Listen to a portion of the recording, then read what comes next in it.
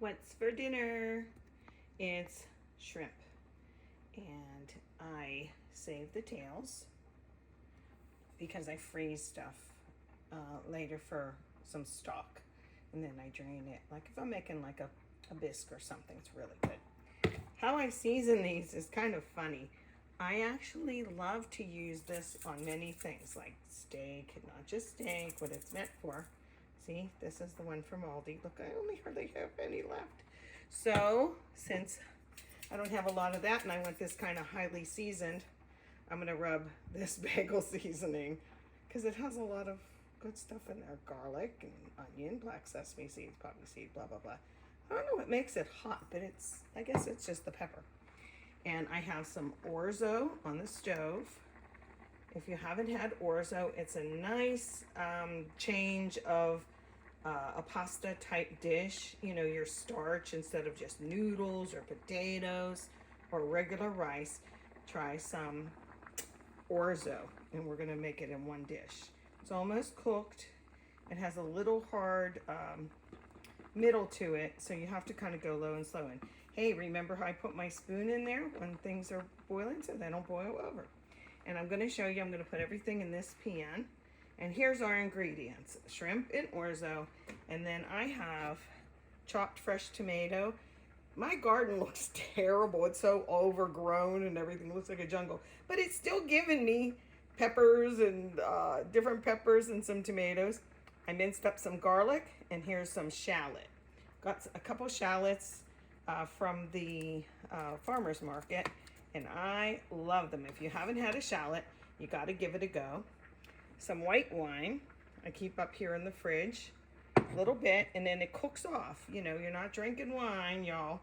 And then some Asiago cheese. So I'm going to put this all together, and I'll come back and show you what it looks like. I got this skillet very hot. Then I put in the olive oil, and then I put in the shrimp.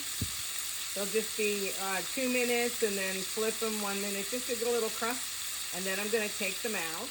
Okay, next we have the shallots and the tomatoes in there. And see how the tomatoes, I turned down the heat a little bit. See how they're starting to break down and almost making like a little tomatoey sauce, right? It doesn't take long.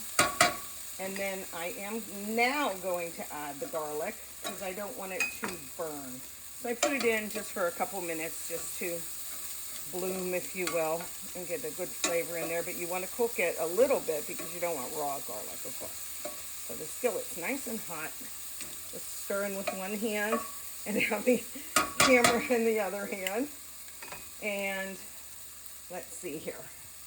I'm now going to add this little bit of white wine, and again, this will cook off. You know what I like to make? I wished I had asparagus, either frozen or fresh, because I really like this dish. I'm going to go in low. Okay, and back up a little bit.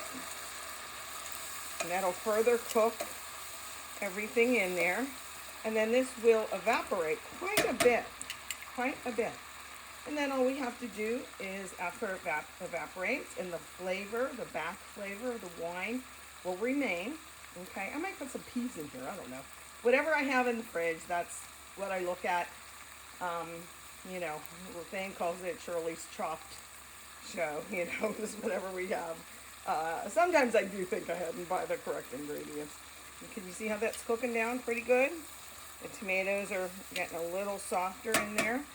And then all I have to do is add the orzo in, add the shrimp back. Oh, let me show you something with the shrimp. Here, I'm going to grab this one because it's cold. As not to overcook shrimp, the shape of an O, if your shrimp is shaped like an O, it's overcooked. But if it's shaped like a C, see, like that's a C, that's not overcooked. So C for cooked, O for overcooked. How about that? All right, and I have my orzo drained and ready, and my shrimp ready, and then my cheese for finish. So let me turn this off so that the video isn't too long. Okay, we're back to finish things off. I put the shrimp back in. Notice how it's got a tinge of, from the tomatoes. It just lends itself, like it just kisses it. And I did put some Asiago cheese in there. Okay, I can't decide if I still want peas in there, but I know I want some fresh parsley right really at the end, but I wanted to show you, okay? And it is nice fresh parsley. It will lend a nice flavor. We'll have like a little mini plain salad, some little homemade dressing. I do make my own Good Seasons knockoff, so one day I'll show you that, okay?